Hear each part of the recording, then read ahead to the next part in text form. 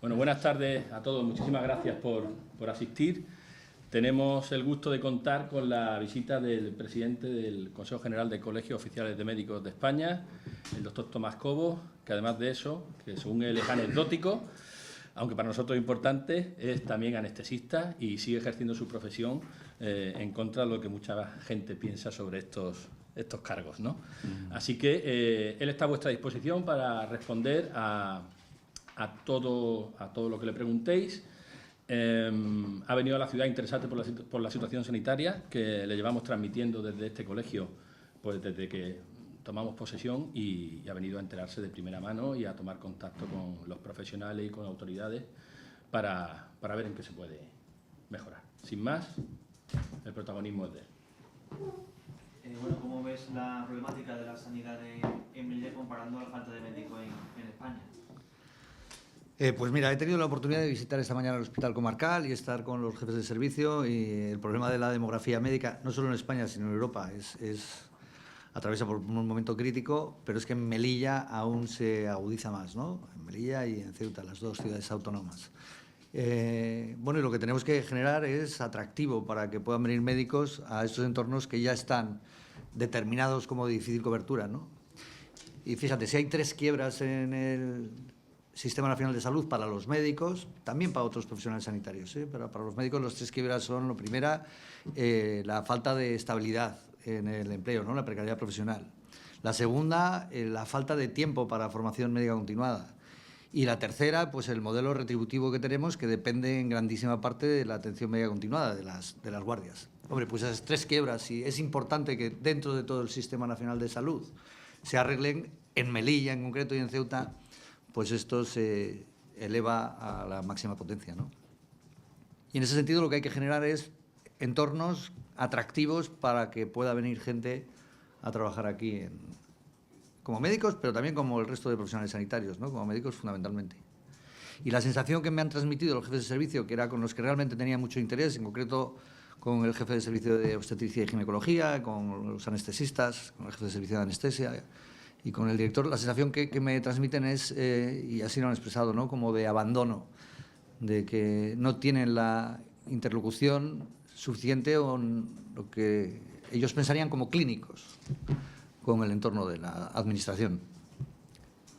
También en cuanto a recursos materiales e infraestructura, ya que ha mencionado su visita al Hospital Comarcal, bueno, ¿cómo lo ha visto en cuanto a las necesidades al final de la población, que es la población cada vez mayor? Y también preguntarle pues por la situación que ya supongo que se le habrán trasladado sobre el hospital universitario, que se estimaba que empezase a funcionar, entrase en los primeros servicios, eso sí, a finales de octubre, pero todavía pues no se ha puesto en marcha.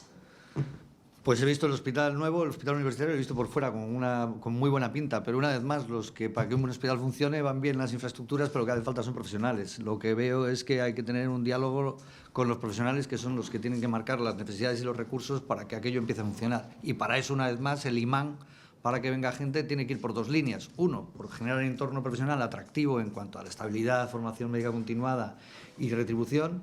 Y por otro lado, a una mayor integración con el Sistema Nacional de Salud en su conjunto. En concreto, lo más cercano aquí en Melilla es el Sistema Andaluz de Salud, y esos vínculos, el favorecer el que haya rotaciones, el favorecer el que haya aquí cursos de doctorado, favorecer no solo esas 3 quiebras que os decía, sino todo lo que se acompaña paralelamente, ¿no? En cuanto a esa integración con hospitales que sirvan de referencia clara para los médicos que están trabajando aquí en Melilla, que es otra de las, de alguna forma, de las deficiencias, ¿no?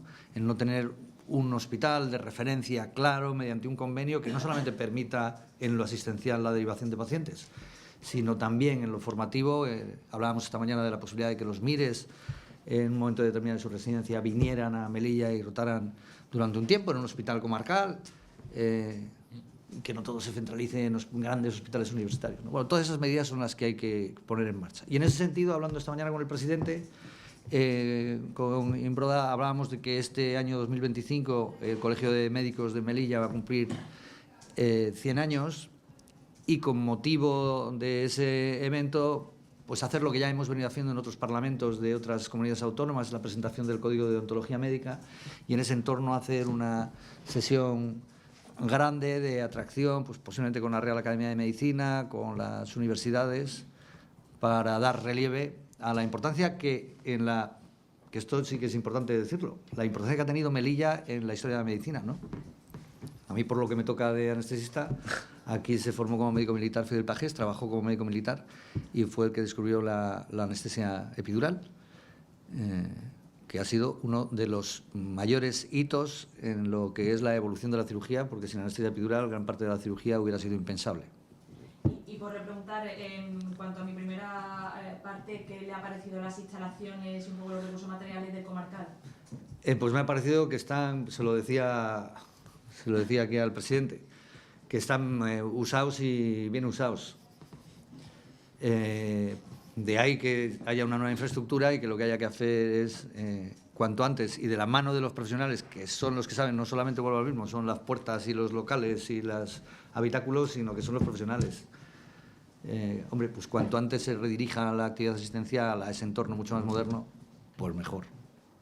Yo quería conocer su opinión sobre lo que puede pasar con Muface, el impacto que puede tener no solo en Melilla, también en España, aprovechando su cargo nacional, no solamente en la sanidad pública, también en la privada, que entiendo que debe haber preocupación, ¿no?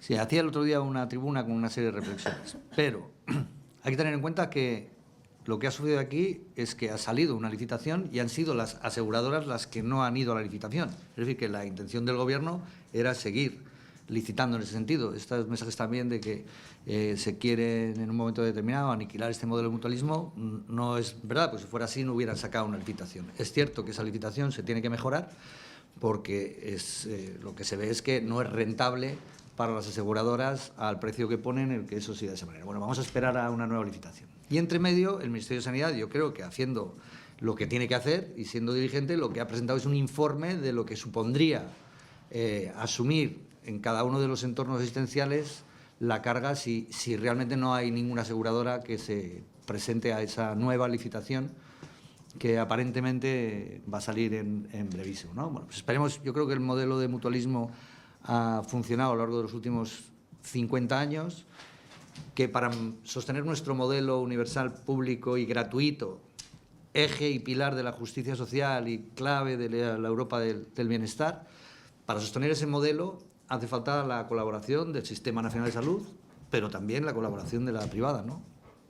Fijaros que el 33% de la actividad de este modelo depende de la colaboración público-privada. Bueno, pues el modelo de mutualismo ha funcionado. Pues vamos a ver si las aseguradoras les resulta más atractiva la nueva licitación y el modelo se mantiene. Y en cuanto al informe del Ministerio de Sanidad, es un informe que tenían que hacer al Ministerio de Economía para saber efectivamente cuál sería la repercusión si aquello no sigue funcionando, ¿no? Han cumplido su deber, lo han hecho de manera adecuada, pero ese informe no significa que estén planeando la desaparición o así lo entiendo, la desaparición de Muface. Vamos a ver si entre todos somos capaces de cumplir la misión que tenemos.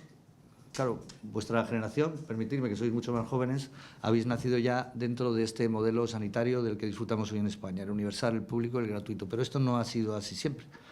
Y hablaba el otro día de dónde nace esta Europa del bienestar. Nace del documento que la humanidad se ha hecho a sí mismo, yo creo que el mejor de la historia, que es la Declaración Universal de los Derechos Humanos, que nace en el año 47 de la catástrofe de la Segunda Guerra Mundial, ¿no? Y que tiene como dos ejes la justicia social y la dignidad del ser humano. Ese derecho a la salud, que es el que construye esta Europa del bienestar, de la que vosotros que habéis nacido ya en ellos, no siempre ha sido así. Y es el deber de los que gobiernan, el deber de todos los ciudadanos, el sostenerlo. Bueno, pues esto chiquitito ya, que es lo de Muface, ¿no? Es una de las cosas que ha venido funcionando bien, además que se ha testado con los que son beneficiarios de Muface, y la mayor parte de ellos más del 70% está de acuerdo con el modelo Muface, ¿no? Pero bueno, en esas tres repercusiones que decías tú, en la tribuna esa decía la primera, los pacientes, que ese tránsito desde el modelo Muface al modelo del sanitario público pues sea el adecuado. Ese es el informe que hace Sanidad para asegurarse de que los pacientes van a estar bien atendidos y de manera escalonada. La segunda parte que nos preocupaba era también la de los médicos, la de pila de médicos que trabajan alrededor del modelo Muface y que en un momento determinado pueden entrar en precariedad de empleo, ¿no?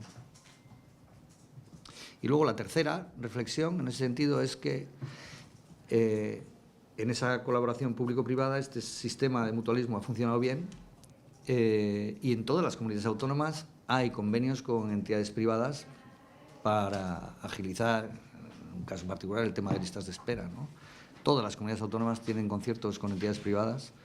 Parece paradójico que si hay una estructura nacional a través de la mutualidad, pues no podamos llegar a un acuerdo. Entonces, confío en la continuidad. Yo siempre confío en que las cosas van bien y soy optimista en el sentido de que finalmente todos trabajemos en el mismo camino, y me consta que desde el Ministerio de Sanidad se trabaja en el camino de sostener, si hay algo en lo que estamos absolutamente alineados en el Ministerio, no con esta ministra, que también, sino con los anteriores ministerios desde la organización medio colegial, es la importancia de sostener nuestro modelo universal, público y gratuito. En España, también en el entorno europeo, por lo que me toca como vicepresidente de la Unión Europea de Médicos. ¿Alguna cuestión más? Sobre Melilla, no sé si van a impulsar alguna iniciativa, alguna solicitud al Ministerio de Sanidad, que es el que tiene las competencias para mejorar la situación. No te quepa duda que la misión que tengo viniendo aquí, teniendo el contacto, además del institucional con el presidente, pero el que sabe el presidente de Melilla que el interés que tenía era estar en el tú a tú con los profesionales, y he tenido la oportunidad de estar en quirófano y estar con la dirección del hospital y estar en el servicio de ginecología. Recoger la sensibilidad de los profesionales y sin ninguna duda trasladárselo al entorno que corresponde al Ministerio, que será pues la directora general de Ordenación Profesional, la directora de Ingesa, el secretario de Estado y la ministra de Sanidad. Absoluto compromiso en esa transmisión de lo que me dicen los profesionales, aparte del entorno político. Hombre, y sí de que este nuevo hospital arranque, ¿no? Por cierto, que tenéis una ciudad preciosa. Sí, preciosa, preciosa. Una ciudad modernista. Con lo que ha dicho de esta iniciativa, ¿no? Simplemente, no sé si confía en que la ministra de Sanidad se pueda comprometer a hacer alguna acción efectiva que pueda repercutir en el beneficio de la sanidad aquí en Melilla, porque después del último acontecimiento, con esa polémica carta pidiendo a la consejera de Salud Pública que hiciera para los MIR, pese a no tener competencia. Y de ¿Cuál, que... qué carta? Es que no sé qué carta. Sí, lo que hablábamos esta mañana, una carta que había mandado la ministra a todas las consejerías y aquí también para que contrataran a los MIR que terminaban. Pero claro, es que aquí no tiene... Ya. Y sobre todo también teniendo en cuenta de que le reprochan de que no haya visitado aún Ceuta ni Melilla y pese a la larga huelga de médicos. No sé si se muestra optimista. Confío totalmente.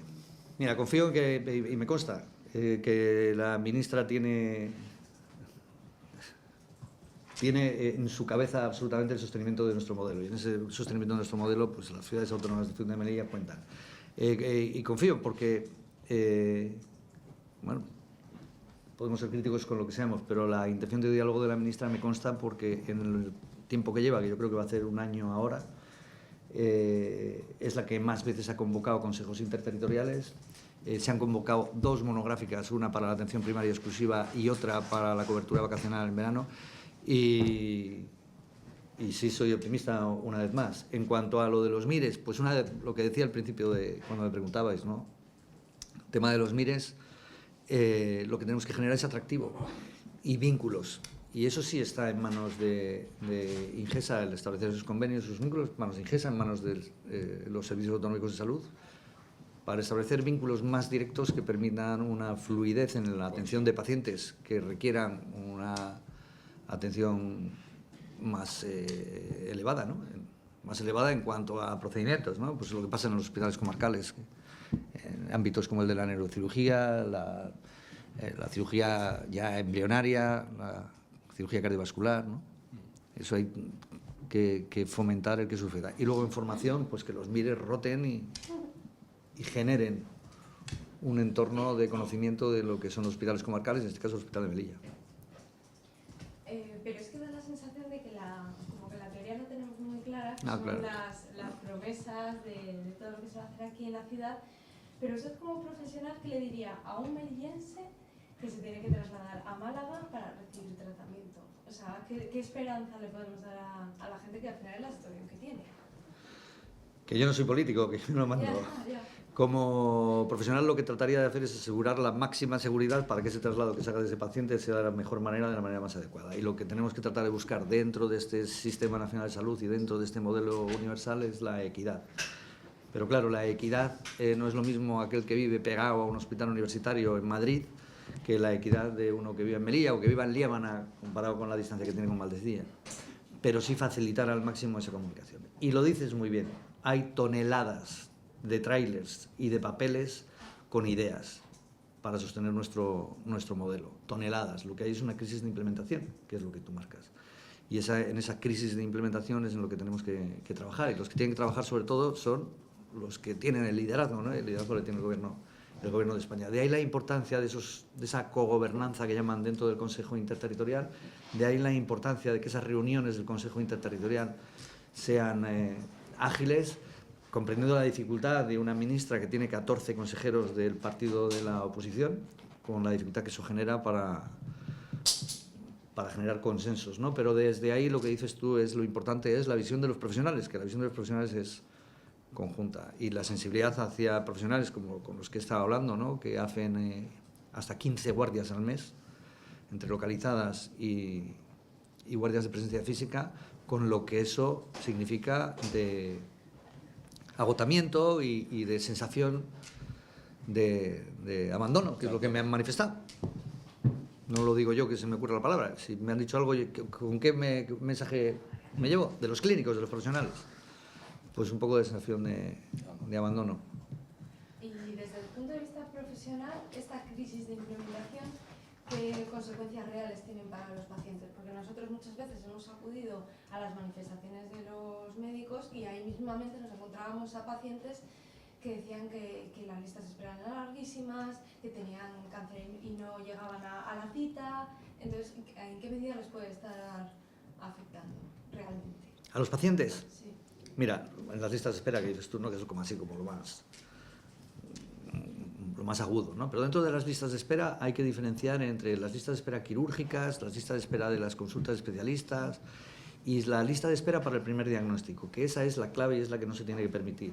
Es decir, que alguien cuando vaya a su médico de primaria, que siempre decimos que la primaria es la puerta de entrada, la primaria realmente es el pilar de lo que es la salud y el cuidado de la salud. Alguien que vaya en un momento determinado a atención primaria y se requiera en un momento determinado una atención por otro especialista para establecer un primer diagnóstico, esa lista de espera tiene que ser ínfima o mínima, porque uno no puede estar esperando a que le den un diagnóstico con las consecuencias que eso puede tener en su tratamiento. Eso es equidad. Eso es lo que tenemos que avanzar. Luego ya uno tenga el diagnóstico, una vez tenga el diagnóstico, pues ya veremos, tenga su diagnóstico de una artrosis de cadera, pues ya veremos en la medida de que el sistema pueda hacerlo lo antes posible o en el tiempo que sea lo más adecuado, ¿no? Lo que es triste ver es que en el debate político nos tiremos con las cifras de las listas de espera, ¿no? Esa primera lista de espera es, como te digo, la clave. No sé, ¿qué era la segunda parte de la pregunta que me habías dicho? ¿O no había segunda? Más que llegar a una pregunta política, es una política humana, porque muchas veces los ciudadanos nos trasladan a nosotros que qué está pasando, que no les atienden, que no llegan a las citas, que se está muriendo la gente. Yo no sé realmente eso si está pasando o no. No, mira, la lista de espera te decía eso, que me había perdido el hilo. La lista de espera, esa del primer diagnóstico, es fundamental, pero lo que sí hay que asegurar a la población en su generalidad es que las listas de urgencias oncológicas y las listas de urgencias trauma o de obstetricia, esas no existen. Es decir, la patología oncológica es prioritaria y la patología de urgencias y emergencias de todo su conjunto está atendida. Claro, que de las espaldas de lo que decía, de profesionales que se tiran 15 días de guardia al mes, con lo que ello supone, ¿no? de cansancio. De ahí, pues que todo ese tema de salud mental en el entorno profesional nos preocupe mucho. Por cierto, vuelvo a lo mismo, estamos hablando del contexto español, en este caso del concreto en Melilla, pero hay que ponerlo en el contexto europeo porque no es un problema solo de España. Luego hay otra cosa que es la medicalización de la vida ordinaria, las expectativas que se han generado en la población a la hora de lo que es tratamiento médico, ¿no? Y hay circunstancias en nuestras vidas que son inherentes al ser humano, ¿no? Que sí, que generan un desasosiego, pero que no requieren tratamiento médico, ¿no? Por ejemplo, Que el uno tenga una ruptura emocional en un momento determinado, pues efectivamente genera un disgusto y tal, pero eso no requiere tratamiento médico, eso es inherente al ser humano. ¿Cuál es el déficit de médicos que hay ahora mismo en España? ¿Tienen algún cálculo hecho? No, porque va por autonomía. Es difícil hablar de falta de médicos en general. Hay falta de médicos en algunas especialidades, la más obvia es atención primaria, pero sin embargo hay otras especialidades en las que no existe ese déficit de médicos, ¿no? Te podría decir alguna, no te la voy a decir, pero bueno, hay algunas en las que ese déficit no existe, ¿no? Por ejemplo, cirugía torácica no tiene déficit de médicos, pero sí tiene atención primaria, varía, anestesia ha sido una de las deficitarias tradicionalmente, y es un hecho aquí en Melilla que hacen falta anestesistas. Pediatría es otra de las especialidades con déficit, psiquiatría. Ojo, otra vez en el contexto europeo, porque en atención primaria hay un déficit de médicos de primaria en su generalidad. Hemos tenido la oportunidad en la convención de estar con los presidentes de las instituciones europeas más importantes, que es la CEOM, que es la que reúne a todos los consejos médicos de Europa.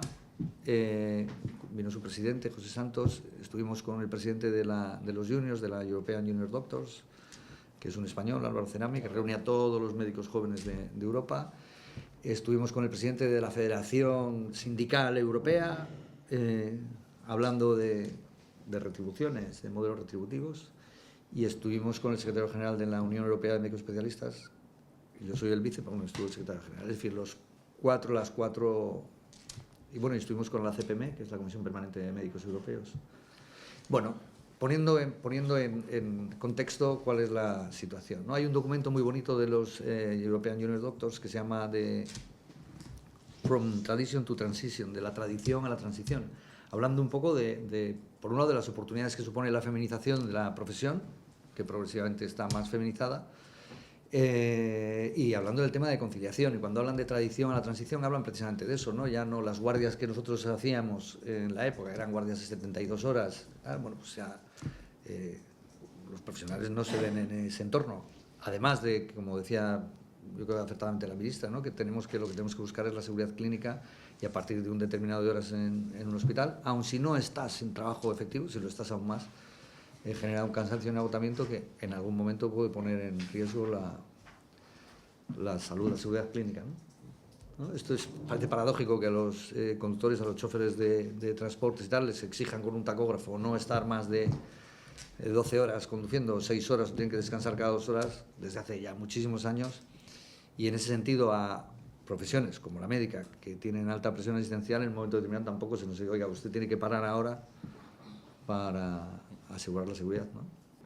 Pues la idea esta que hemos hablado con el presidente esta mañana me parece muy buena y sí que la vamos a poner en marcha. Lo de hacer una jornada aquí en Melilla en la que traigamos a la Real Academia de Medicina, con cuyo presidente no he hablado aún, pero hablaré, que hagamos la presentación del Código de Deontología y que hagamos una jornada sobre el papel de Melilla, de la ciudad de Melilla, en la historia de la medicina en dos ámbitos. Uno es el de la anestesia, que bien importante es.